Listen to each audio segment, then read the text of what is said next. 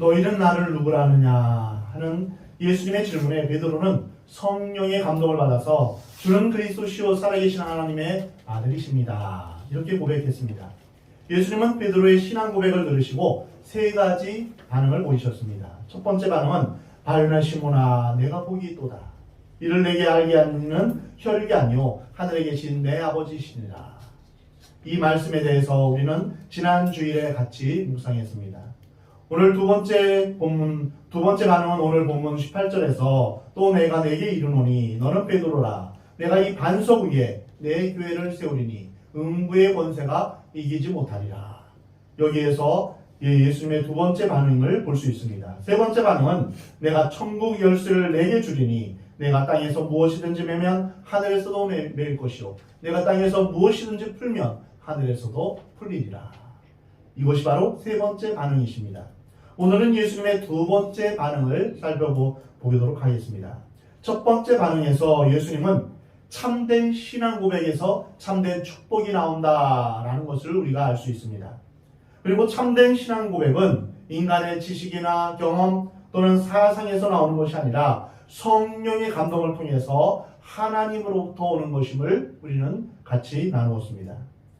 예수님은 베드로에게 내가 복이 있도다 라고 말씀하셨습니다. 우리는 이 말을 굉장히 듣고 싶어 합니다. 사실 교회에 오는 사람들의 심리적인 욕구를 분석해 보면 복을 받고 싶어서 오는 경우가 대부분입니다. 축복받고 싶고 건강하고 싶고 잘 살고 싶어서 오는 경우, 이것이 바로 모든 인간의 욕구입니다. 예수님이 베드로에게 복되다 라고 하신 것은 베드로 자체가 복되다 라고 하신 것이 아니라 주는 그리스도시요 살아계신 하나님의 아들이십니다. 이렇게 고백할 수 있는 영적 상태가 복되다는 것입니다. 베드로가 이런 고백을 했을 때 예수님은 베드로를 영적으로 신뢰하기 시작하셨습니다. 그래서 영적인 비밀을 알려주셨습니다. 장로들과 대제사장들과 서기관들에 의해서 고난을 받고 죽임을 당하시며 3일 후에 다시 살아날 것이라는 십자가의 깊은 비밀을 알려주셨습니다. 그런데 유감스럽게도 베드로는 그 뜻을 알아차리지 못하고 인간적이고 즉흥적인 생각으로 주여 그리마옵소서 이 일이 결코 주께 미치지 못하리이다 라고 항변하면서 말렸습니다. 예수님이 죽으실 수는 없습니다. 이 말은 인간적으로 볼 때는 아주 충성스럽고 헌신적인 말로 들립니다. 그러나 사실은 예수 그리스도를 전혀 이해하지 못한 것입니다. 이 말을 들은 예수님은 베드로에게 사탄아 물러가라. 내 뒤로 물러가라. 너는 나를 넘어지게 하는 자로다. 내가 하나님의 일을 생각하지 아니하고 도리어 사람의 일을 생각하는도다 라고 책망하셨습니다. 몇 분 전에는 내가 복되다라는 칭찬을 들었던 베드로입니다. 주는 그리스도시요 살아계신 하나님의 아들이십니다. 이 고백에 예수님은 바요나 시몬아 내가 복이 있도다. 이것을 알게 한 이는 하나님이시다. 너는 이제 베드로다. 반석이다. 내가 이 반석 위에 교회를 세울 것이다. 이 교회는 음부의 권세가 흔들지 못한다. 내가 너에게 천국의 열쇠를 주겠다. 근데 이 말을 들은 베드로가 인간적인 생각으로 돌아섰습니다. 성령의 생각으로 말했던 베드로가 인간적으로 교만해진 것입니다. 그래서 예수님이 십자가의 길을 말씀하셨을 때 인간적인 대답을 하고 말았습니다. 그때 예수님이 사탄아 물러가라 라고 하신 것입니다. 내가 복되다 라는 칭찬을 들은 바로 몇 분 후에 사탄이라는 책망을 들은 것입니다. 성령의 감동을 받아서 충만하게 되었을 때 하나님의 복이 임하게 됩니다. 그러나 성령의 충만함이 없으면 은혜도 떠나가게 되는 것입니다. 우리는 베드로의 실수에서 똑같은 사람이라 할지라도 인간의 생각이 그를 지배할 때는 순식간에 사탄의 하수인이 되어버릴 수 있다는 사실을 우리는 배우게 됩니다. 또 한 가지 알 수 있는 것은 하나님의 뜻은 인간의 사상에서 나오지 않는다는 것입니다. 인간의 생각은 사망에 이르고 하나님의 생각은 영생에 이르는 것입니다. 하나님은 인간의 경험이나 인간의 지식에서 영광을 받지 않으십니다. 육에서 난 것은 육이요 영에서 난 것은 영입니다. 이것이 영적 진리입니다. 어린아이가 영적 진리를 깨달을 수도 있고 인생의 경험이 많은 노인이 영적 무지 속에 방황할 수도 있습니다. 혈육이 영적 진리를 깨닫는 것이 아닙니다. 하나님의 성령의 감동을 받고 은혜를 받아야만 진리를 깨닫는 것입니다. 사랑하는 성도 여러분, 여러분 언제 어디서나 어떤 환경에서든지 하나님의 뜻을 묵상하면서 하나님의 뜻에 순종하는, 그래서 하나님의 복이 임하는 여러분의 삶이 되시기 바랍니다. 매일 매순간 하나님께 기도하며 또한 하나님의 말씀을 묵상하시기 바랍니다. 아침 일어나자마자 주의 말씀을 피고 또한 그 말씀 가운데서 하나님의 뜻을 분별하기를 주님 앞에 기도하시기 바랍니다. 그리고 매일 매순간 주님 주의 성령으로 충만케 하옵소서. 하나님 앞에 기도할 때 하나님께서 우리와 함께 하시며 하나님의 복이 우리 가운데 임하게 되는 것입니다. 고린도후서 10장에서 모든 이론을 무너뜨리고 하나님 아는 것을 대적하여 높아진 것을 다 무너뜨리고 모든 생각을 사로잡아 그리스도에게 복종하게 한다라고 말씀하십니다. 우리는 자신의 생각을 끊임없이 하나님 앞에 굴복시켜야 합니다. 우리가 주의하고 경계될 것은 내 생각이 다 옳다라고 하는 것입니다. 이렇게 굳어진 틀 안에서는 하나님의 은혜가 들어설 틈이 없는 것입니다. 인간의 생각은 교만으로 흐르게 되어 있습니다. 우리의 지식은 교만하게 만듭니다. 우리의 소유가 사람을 교만하게 만듭니다. 우리의 경험이 교만하게 만듭니다. 그들은 사람들을 겸손하게 만들지 않습니다. 그래서 사람의 모든 생각을 예수 그리스도 앞에 복종시켜야 됩니다. 우리가 예수님을 향하여 주님이라고 고백한다면 우리의 생각, 우리의 말, 우리의 행동을 주님 뜻에 순종하며 복종하며 살아가는 것이 마땅합니다.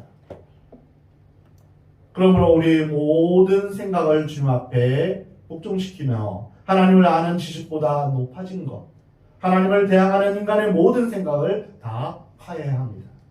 두 번째 반응에서 예수님은 또 내가 내게 이르노니 너는 베드로라 라고 하셨습니다. 너는 베드로라. 이 말씀이 굉장히 중요합니다. 베드로의 생애에서 이 순간이 가장 결정적인 순간이요 의미 있는 순간인 것입니다. 왜냐하면 안드레가 베드로를 처음 예수님께 소개했을 때 예수님은 베드로에게 내가 요한의 아들 시몬이니 장차 게바라 하리라. 게바는 아람어로 반석이라는 뜻입니다. 반석은 헬라어로는 페트라인데 이것은 곧 베드로를 의미합니다.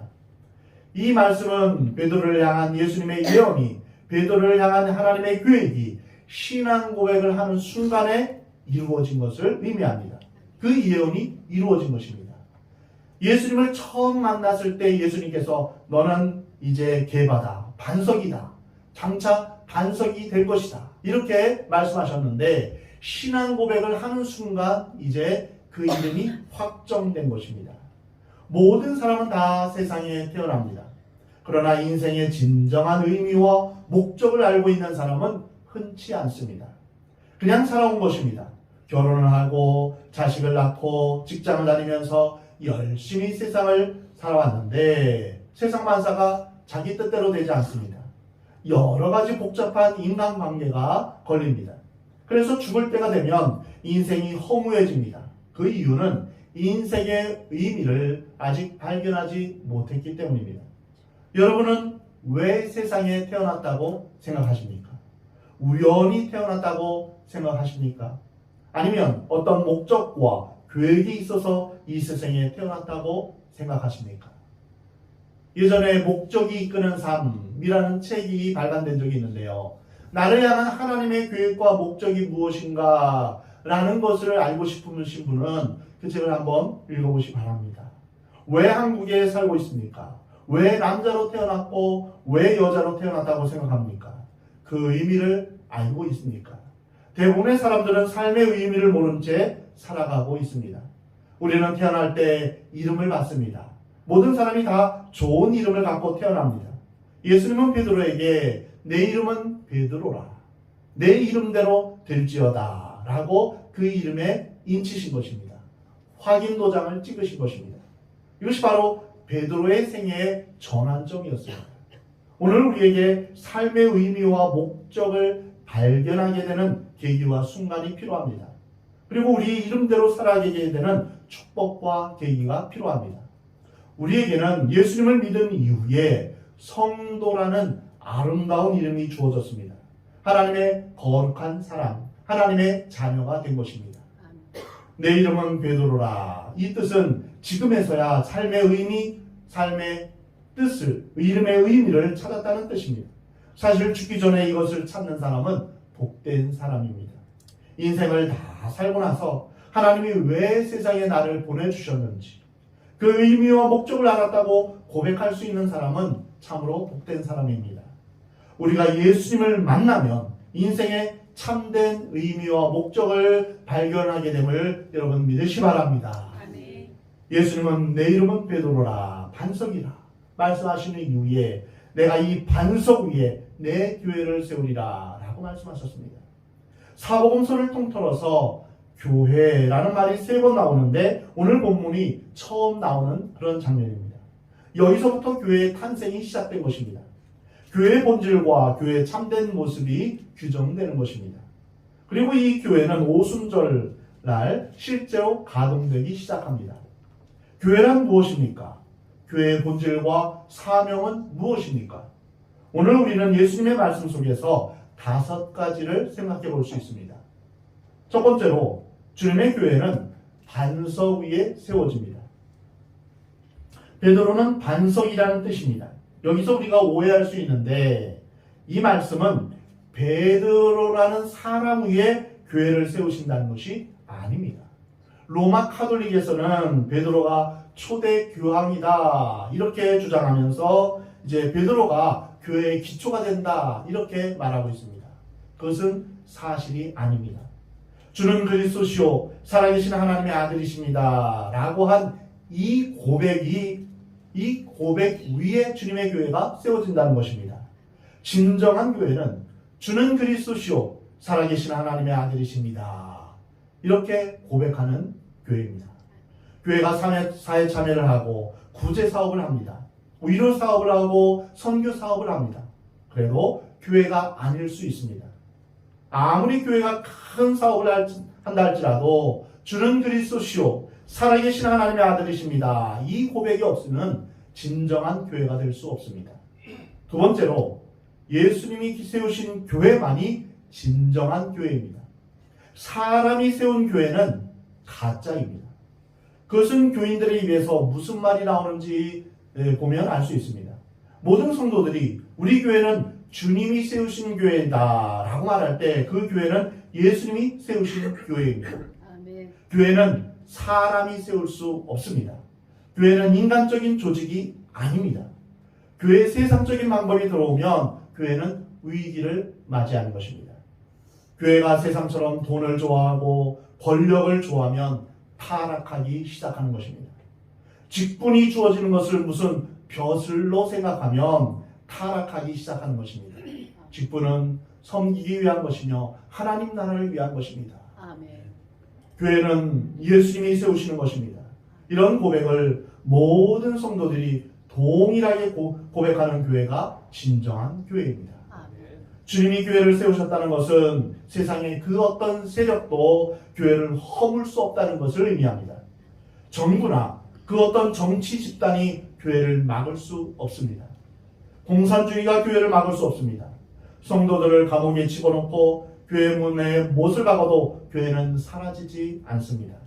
중국 공산당은 모택동 문화혁명 때 예수 믿는 사람을 무자비하게 공연하고 죽였습니다.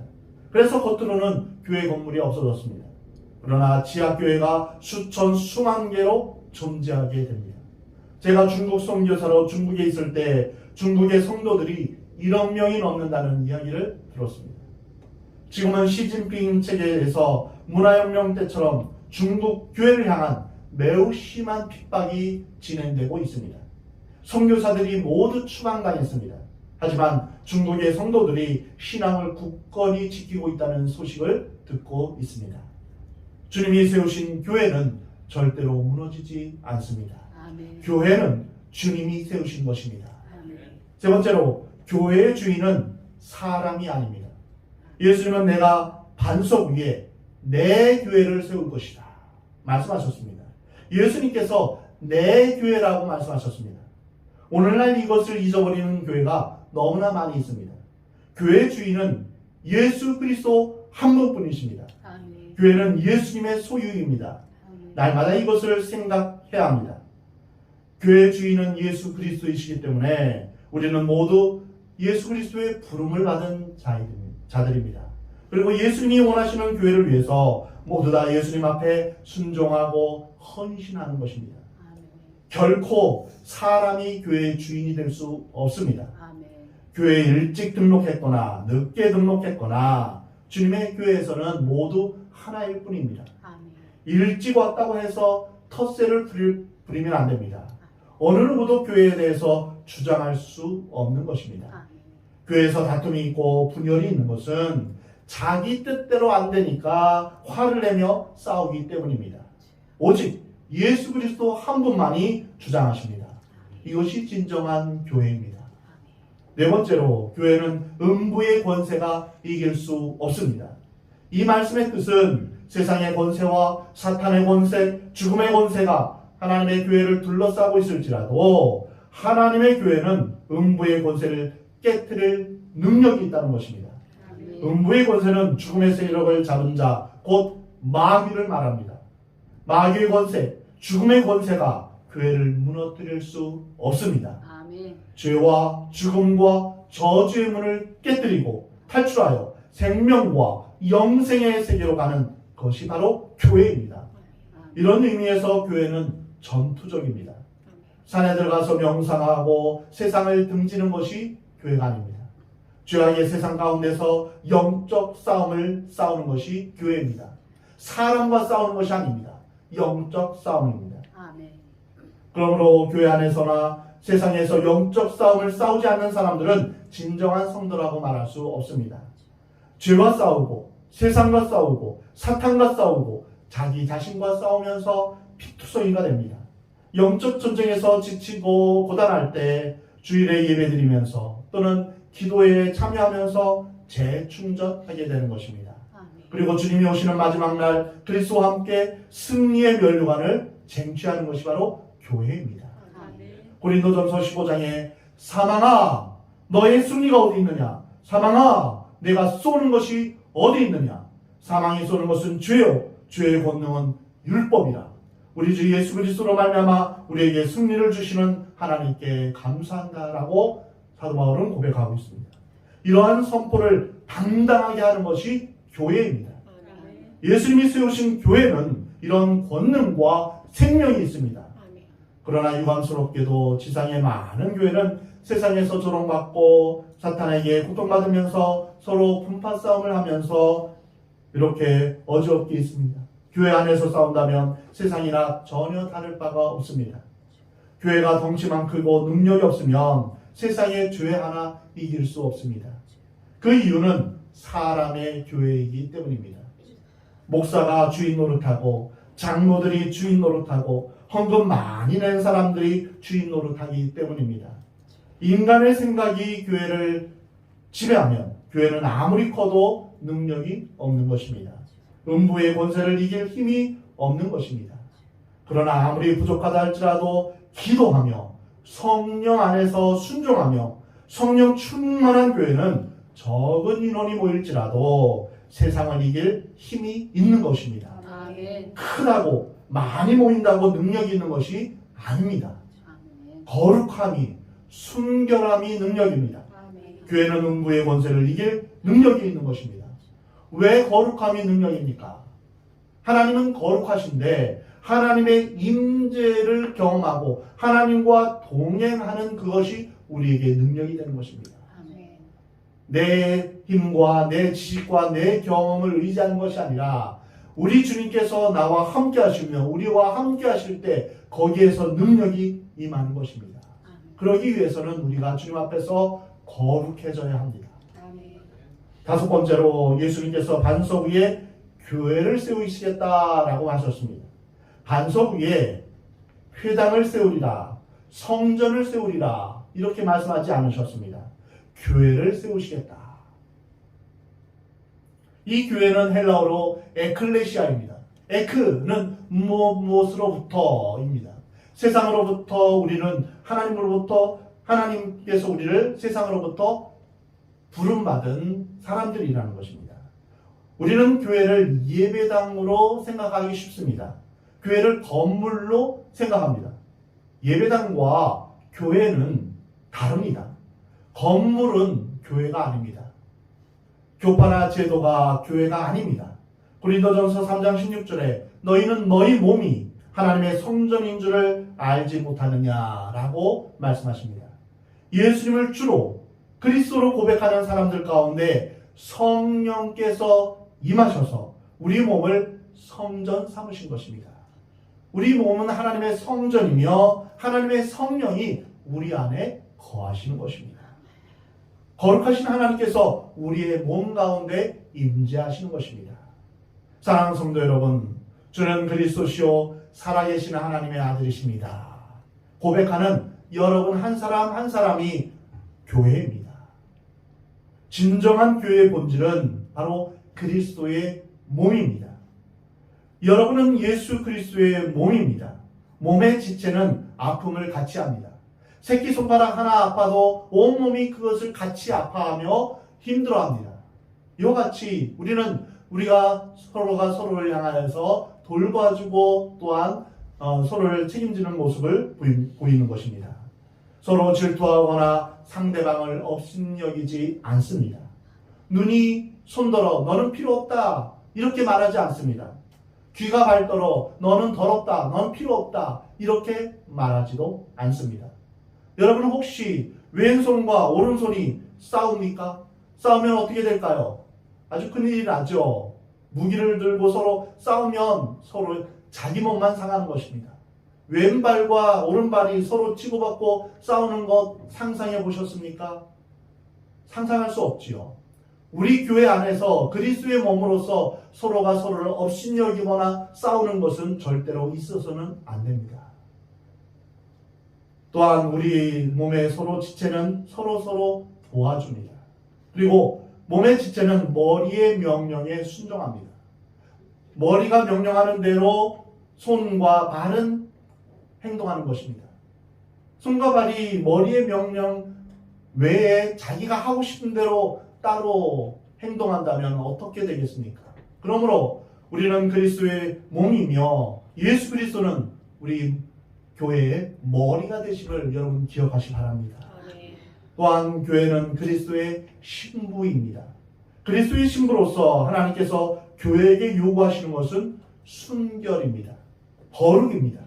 우리 주님께서 다시 오실 때 오직 주님만을 사랑하는 거룩한 순결한 신부로서의 교회를 찾으시는 것입니다. 죄로 오염되지 않는 우상 숭배를 하지 않는 오직 주님만을 사랑하는 신부로서의 삶을 사는 여러분 되시기 바랍니다. 교회는 하나님의 거룩한 백성들의 모임입니다. 두세 사람이 내 이름으로 모인 곳에 나도 너희와 함께 있겠다고 예수님은 약속하셨습니다. 우리 자신이 바로 교회입니다. 사랑하는 성도 여러분, 우리 주사랑교회와 온 교회는, 온 우주적인 교회는 베드로의 신앙 고백인 주는 그리스도시요 살아계신 하나님의 아들이십니다. 이 신앙 고백 위에 교회가 탄생된 것입니다. 우리 교회는 사람이 세운 교회가 아니라 주님이 친히 세운 교회이시며 또한 예수님이 주인이심을 여러분 늘 기억하시기 바랍니다. 이 교회는 결코 음부의 권세가 이길 수 없으며 세상의 권력이 사탄의 권세가 침범할 수 없음을 여러분 기억하시기 바랍니다. 이것이 교회의 권위요 교회의 능력이며 또한 교회의 권세입니다. 또한 교회의 능력은 하나님의 임재에서 오는 것입니다. 하나님께서 우리와 함께 하시는 것이 우리의 힘입니다. 하나님께서 우리와 함께 하시는 것은 우리가 하나님 앞에서 거룩하게 살 때입니다. 다시 말하면 거룩함이, 순결함이 우리의 능력이 되는 것입니다. 여러분 모두 하나님의 교회로서 거룩하고 순결하게 살아감으로 늘 주님과 동행하며 끝까지 주님 오시는 그날까지 승리하며 능력 있는 삶을 살아가는 복된 여러분의 삶이 되기를 우리 하나님은 원하십니다.